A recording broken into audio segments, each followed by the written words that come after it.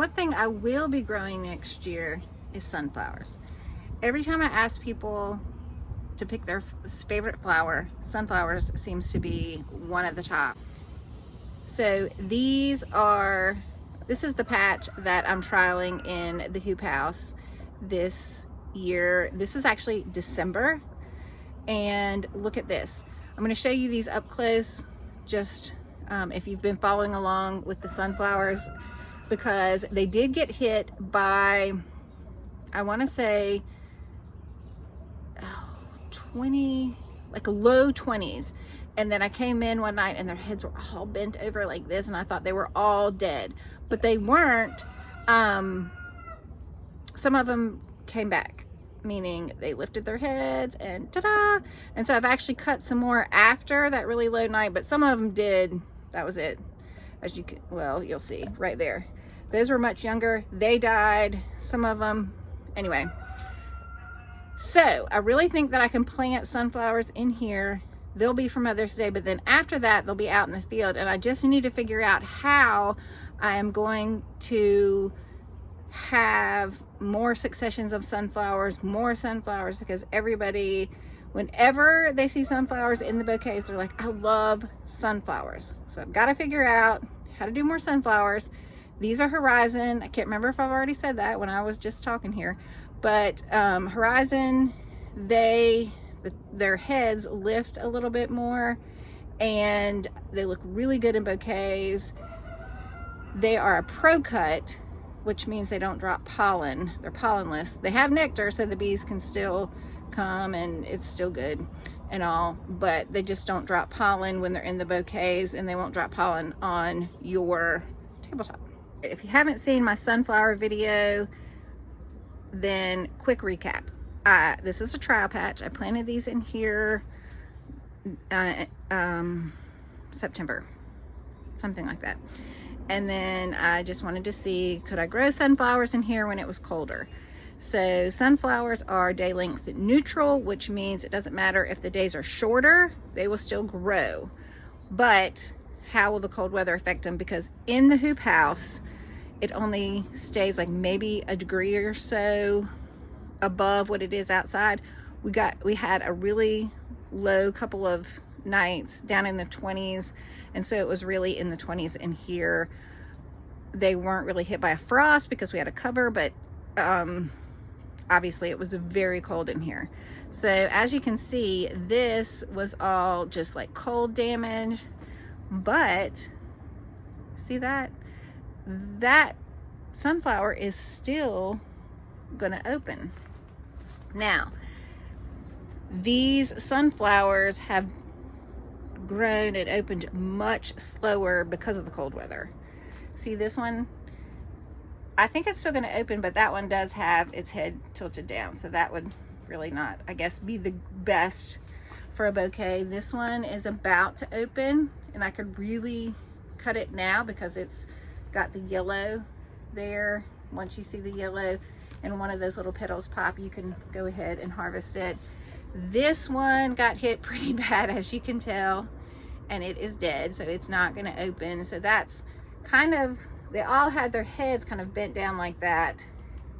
These over here, obviously closest to the wall, I guess probably got a lot colder.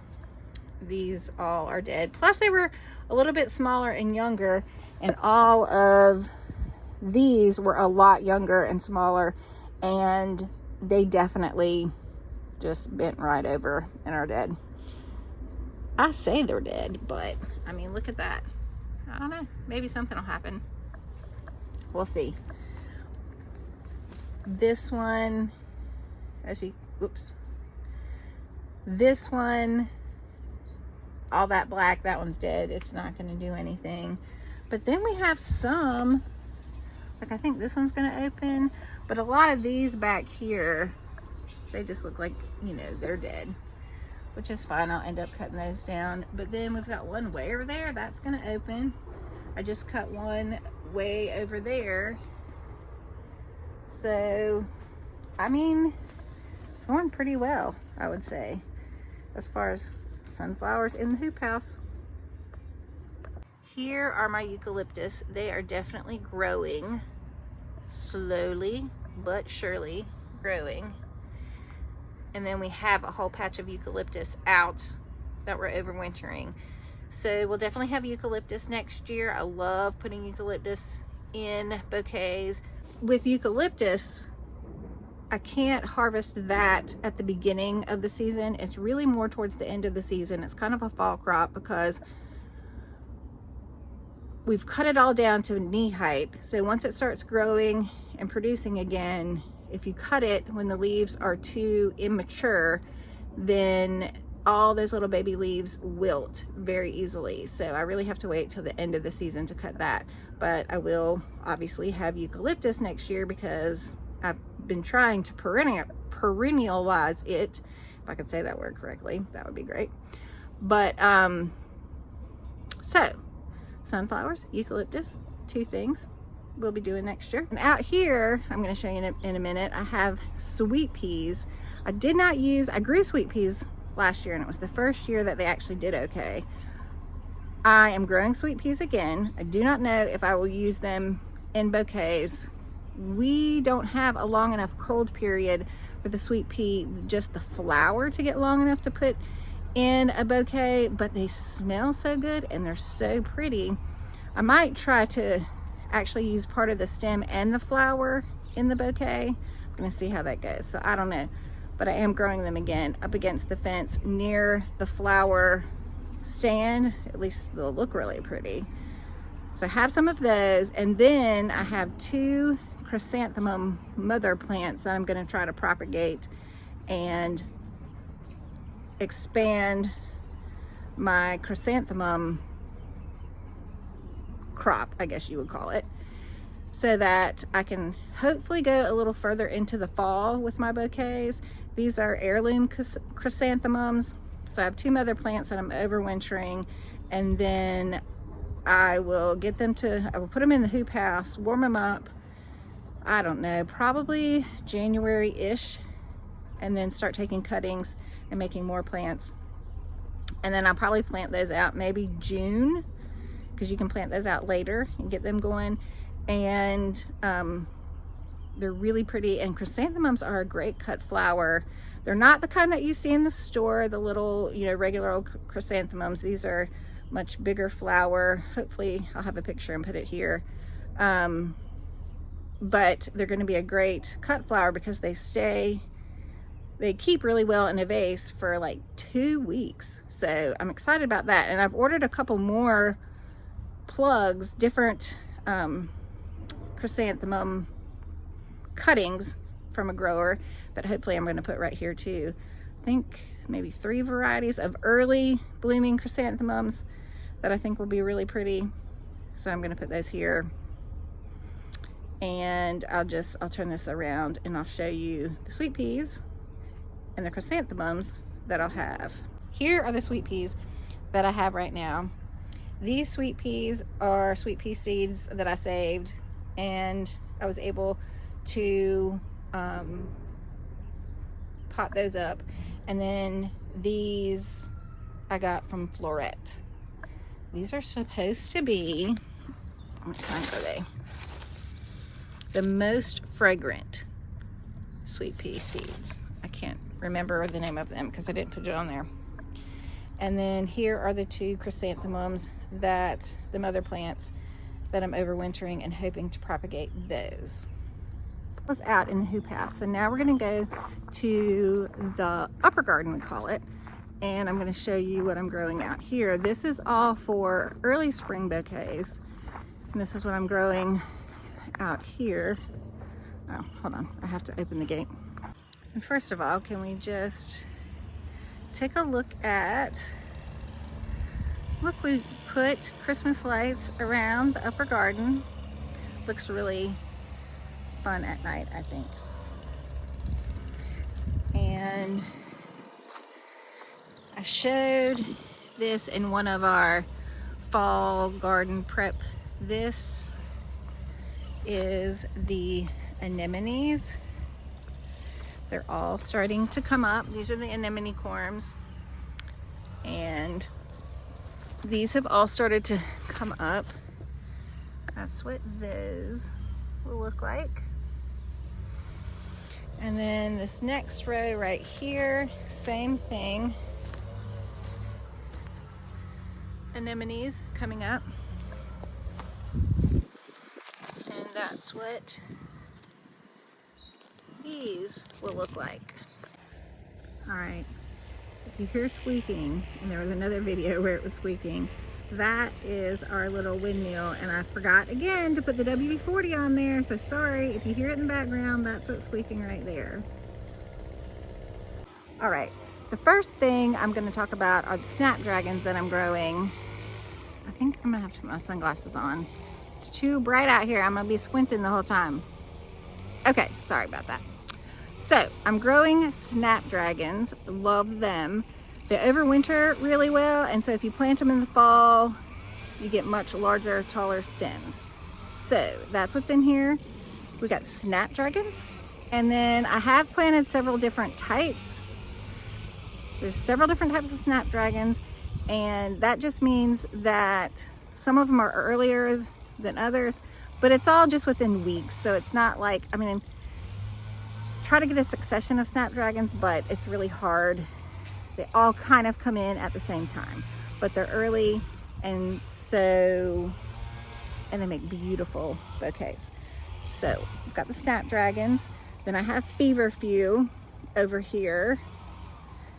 There's a great bouquet filler, feverfew, and then lots of dianthus, sweet William, several different types of sweet William that I'm growing, and then more snapdragons in that. No, so sorry. All right, feverfew, dianthus, Maya rudbeckia, have that one growing over there, and then scabiosus.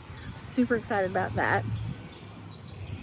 And then the next row over, I've got a whole row of snapdragons. And then the next row over, start out with a little dill. Then I have a little bit of the, sorry about that, wobbly, sunball, Presbytia, but that's just not doing very well for me. I don't know. Again, I tried it last year, died in the polar frost. I don't know if I'll grow it again, but I am growing it this year. This year, I am trialing different things and seeing, squeak again, so sorry. Squeak because the wind picked up. Sorry about that. And I can't edit it out because I'm not really that good at editing. I mean, maybe some people can edit. Like, I don't know how to edit my voice. Like, keep that, whatever, doesn't matter. But you just have to deal with the squeak. And then Gadaisha. But I'm also gonna start more Gadaisha. Love that. Put some pictures here, but I'm gonna start some more Gadaisha in January and plant that out in this road next to me that has nothing in it. So more Gadaisha for sure. And that's it. So I'll just kind of turn you around now, show you some of what it looks like now. Again, early December, because it's December 9th. All right, these are much smaller. I started these, let's see, is it gonna tell me? Yes. October 10th. Because I had started a bunch of snapdragons and I had kind of spotty germination, and I thought I had enough snapdragons, but then when I planted them out, I did not. So I started these kind of late, but they went out anyway and they're doing fine. And these row covers, only put these up when it's gonna get down in the 20s. Other than that, they stay off and the plants are doing fine. This is scabiosus, different colors. And then this is the rudbeckia. That's what that looks like. And then we've got, let's see, Sweet William, can't read toward that. This is dianthus. And this is sweet pink dianthus. This is just a few bachelor buttons. And this is all my feverfew magic single. And this one is single. This has perennialized. I'm just going to see how this one goes. This is yarrow. And then you'll be able to see the difference here. This is the snapdragons I started on the 10th. And then I should be over there because now I won't be able to read it. September 6th. So these are all the other, here you go. These snapdragons versus this. These are all started September 6th, and I planted these out. And if you can see, it's that whole row there, and it only came to here, and I wanted a whole row of snapdragons. So I had to plant more. So I got a whole row of snapdragons. And I kind of overstarted, which was fine. And so then I planted the rest over there because I wanted lots of snapdragons. All of these snapdragons, all the snapdragons, well, I don't know, I might do half and half, will be pinched. But I'm not going to do that until very early spring when they start really putting on a lot of growth again. And that way I'll get more stems from them. And obviously these are still even too little to pinch, but those definitely could be pinched now, but I'm waiting. And they always kind of look sad like that. See how the top leaves look all kind of droopy and sad? And then they perk back up, so not real worried about it. And then here, oh, I forgot. I have just a few. I have a hard time starting bee balm. So I have a little bit of bee balm started. And then here is, if you were here for the swallowtails, this is what they ate, but look how well it has come back. So I told you I wasn't really worried about that. And then this dill seed I actually got from my garden. So I saved this seed and planted this out. This is Ami Mage's white dill. That's what that is. That's some bouquet dill. This is Orlea. Planted out just a little Orlea. These are the sunballs that I was talking about.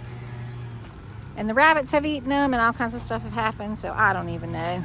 This is more, what is this? Nigella, which I have some planted in the lower garden, so that's good. And this is all status. Forgot about the status. Got some status here. And then this is my Gadisha. Love Gadisha. Planted it last year, used it in the wedding, my son and daughter-in-law's wedding. And this was a definite focal flower in the bouquets and just loved it. And there's more sunball right there. I'm gonna go to the lower garden, and if you were here for not if you were here, but if you've seen the other videos, or YouTube videos, I direct seeded some flowers down here, and I was really worried about it because I've never direct seeded before. So I was like, I don't think they're gonna grow. And for a while, I really didn't think they were gonna grow. But guess what? Most all of them have come up, except for, I think, the Iceland poppies. I don't know what I did to them, but I did something because they didn't come up. And hold on, okay. So I have down here some, I can't say this word, boo plurum. I have some Bells of Ireland, bachelor buttons, and nigella. That's what I have. And then I have some larkspur and some giant poppies. You grow those for like they flower and then they make like a poppy pod. That's what it's called. So these are all, again, a test. And what I found with my test is I did not have enough seed. The places where I really overseeded it, I got good germination. And then where I just was able to throw down a couple of seeds, like in the spacing that you would normally want, terrible germination. So you need a lot more seed and just overseed the heck out of it. And then you can pull up the flower, you pull up the plants and have proper spacing. So note to self, next year I will have more seed so I can overseed and then just pull up what I don't need. But I didn't have that this year and I needed to plant, so I just went on with it and just said, heck with it, I'm just gonna go ahead and do it. So that's what you'll see here. So I'm about to show you all that. That is Surrey and Aaron in the background, our horses. So let's show you what I've got going on in the lower garden. Okay, so here is the bouquets. That word I can't say. This is a filler. It's supposed to be really pretty. I've never grown it before. So there's the first row that I overseeded. And look, it's coming up really nicely, don't you think? Yeah. And then I started over here and I'm like, oh, I'm doing good. Oh, no, I'm not. I don't have enough seed. And so I started getting a little more sporadic. And then over here, didn't have enough seed. So there you go. But where I had enough seed, it came up. So note to self, buy more seed. Same thing over here. These are bells of Ireland. So I've got just this little patch right here. That's fine. Haven't grown those either. I haven't grown bachelor buttons. I direct seeded those. And if I had more seed to overseed, I think I would have been fine. I remember I barely had any over here, and look, it's barely come up, just a few. So again, note to self. And then this is all my nigella, and I have two different kinds over here, and the nigella is doing really well. It came up pretty decently, so there you go on the nigella. And look at them sleeping horses. It's such a pretty day, and they're like, oh yeah. Okay, back to flowers. Here is the eucalyptus that we're overwintering in the lower garden. So this is the row, and this is how short I cut them. This is what people said to do, because eucalyptus in the wild grows as trees, and you don't want it to grow as trees. So I don't know, just keeping my fingers crossed that I didn't kill it all and it'll come back. So we'll see. Here is my larkspur. Again, you can tell that over on that side I didn't have hardly any seed, so therefore, but where I did have seed, it came up, so I'm excited about that. And then this is where I planted, okay, I guess it was the champagne poppies, champagne bubbles mix.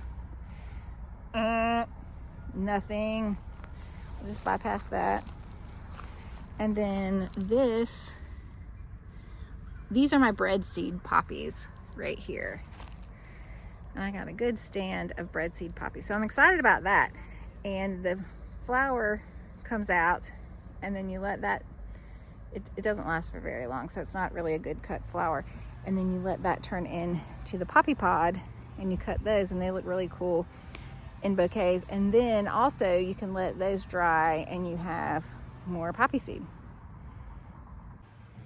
All right, and then the next crop we're trying are tulips. I'll put up the different varieties of tulips that we're gonna trial, and we haven't planted them out yet because again, we're in zone 8 now. We used to be zone 7B, but now we're 8. And so tulips need like 4 months of cold in order to get the proper stem length for bouquets. So what we did was ordered them, then we put them in the refrigerator that we have, which is our cooler, which is in the workshop, and then they've sat there. And we're gonna, this is again the middle of, well, really more early December, but we are going to then plant them out the end of December, and then hope they've had the proper cooling and all the things, because again, this is our first year, and we'll plant them end of December, 1st of January, when we can get to it, and then hope that it all works like it's supposed to, and they'll grow and they'll have the proper stem length and they'll be beautiful. We shall see. And I do not know exactly when they will come up. Will they be here before Mother's Day? I don't know. Easter? I don't know. We'll just see. But I'll turn you around and I'll show you where we're going to plant the tulips. So we're going to plant the tulips in these raised beds. You can plant them side by side, pretty much like they were in an egg carton. And all the tulips should fit in these 2 raised beds. So we've got the dirt in there ready to go. We'll plant them all in these 2 raised beds, and then we'll put dirt on top of them. And then we'll water them in and they'll be good to go. After that, when you pull up a tulip, you pull it up bulb and all, and you pull it up when it just is cracking the color, and then you cut off the bulb. Tulip bulbs, they don't perennialize here. They won't produce another tulip next year. You just have to cut the bulb off and compost it. So, and then you don't let it open because you want it to open in the bouquet in the customer's hands. So again, if this is all research and all the things we've done. So it's our first year. I don't know. We're gonna hope that we've done our research and that it's gonna work out. So we shall see. That's why I didn't order a ton of them, just enough to put in here. And then you can't plant tulips in the same place. You have to rotate them. Like the soil that these tulips go in, you can't plant the tulips in that soil for another 7 years. So that's the reason we're doing raised beds. This soil can be used for other plants, just not tulips, because there's a disease called tulip fire that can get in the soil, and so you don't, if that happens, then it can kill all your tulips. So we feel like it would be better to plant them in the raised beds, take the raised beds out, take this soil out, use it for other plants, and then next year you can put them in the same spot, just use different soil. So that's our plan for the tulips. And then I was talking about sunflowers and trying to grow more sunflowers. We're hoping these rows here will be where some of our summer sunflowers will go here. We've got these 2, and then we can make maybe 2 more rows here. Right now we have them covered. If you've seen the leaf video, let's just take you over here. Mulch, leaves. Bob's a little obsessed. Okay, back to this. I've covered all of this because really your soil shouldn't be left uncovered at any point. It's better for your soil to be covered. It's better for your soil health. And so I did cover all of these with leaf mulch, which is great. It's super good. I'm not knocking his leaf mulch at all. I think it's fabulous. We just have a plenty.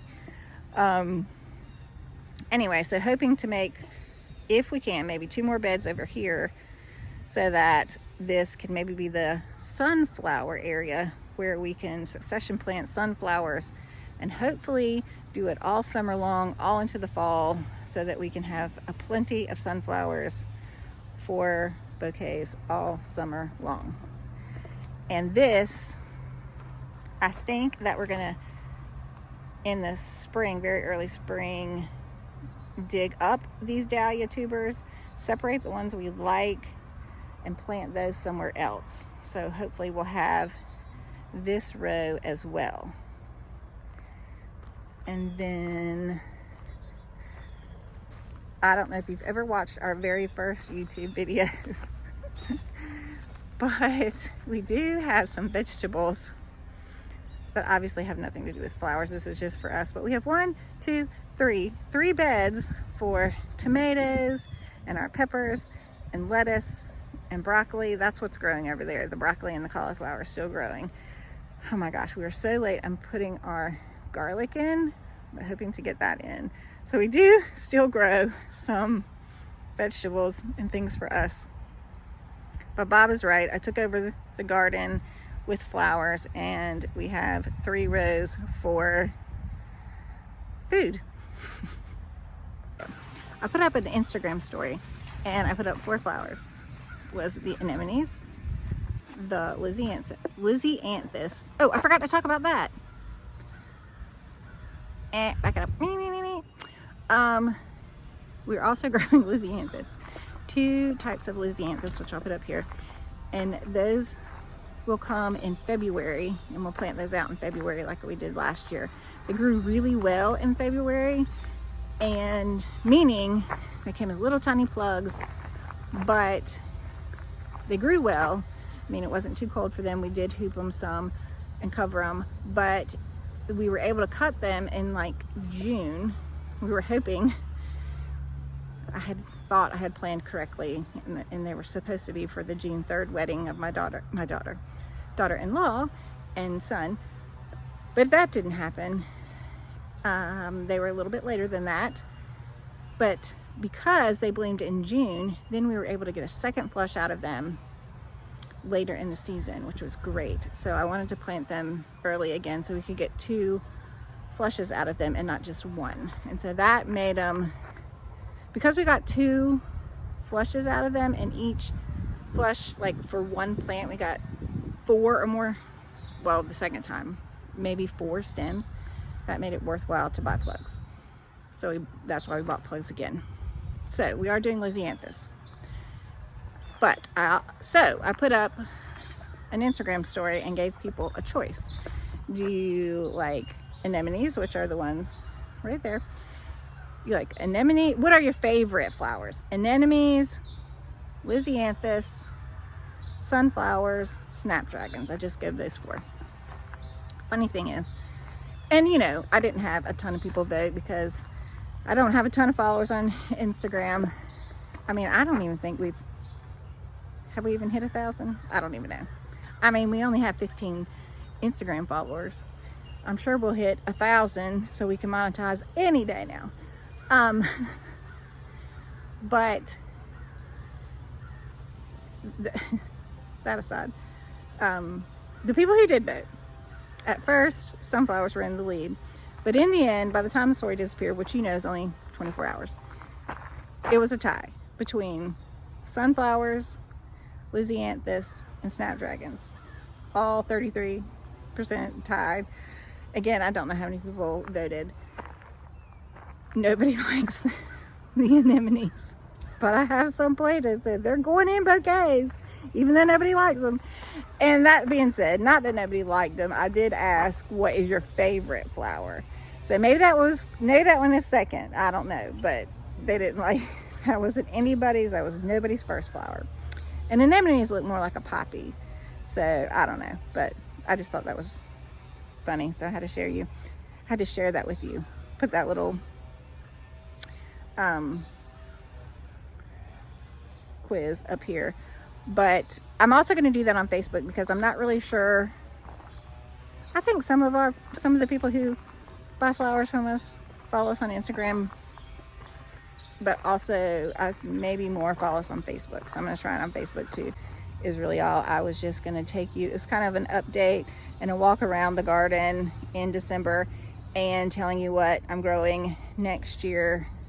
This is just for spring, really, because I am also going to grow zinnias. That's definitely zinnia and celosia.